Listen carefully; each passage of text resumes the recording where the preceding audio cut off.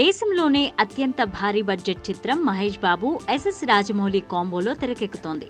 SSMB 29 అనే పేరుతో pre production పనులు చేసుకుంటోంది. ప్రస్తుతం ఈ సినిమా ప్రీ ప్రొడక్షన్ పనులు శరవేగంగా జరుగుతున్నాయి. ఈ నేపథ్యంలో సినిమాకు సంబంధించిన ఒక న్యూస్ ఫిల్మ్ ఇండస్ట్రీలో చక్కర్లు కొడుతోంది. ఈ సినిమాలో అమీర్ ఖాన్ కూడా నటించవచ్చనే వార్తలు వినిపిస్తున్నాయి. 1000 కోట్లతో రూపొందిస్తున్న రాజమౌళి చిత్రంలో ఒక ముఖ్యమైన పాత్ర కోసం ఆయన్ను సంప్రదించినట్టుగా ఒక టాక్ కూడా వినిపిస్తోంది. అంతేకాకుండా దీనికి సంబంధించిన రహస్య సమావేశం కూడా జరిగిందనే పుకారు షికారు చేస్తోంది.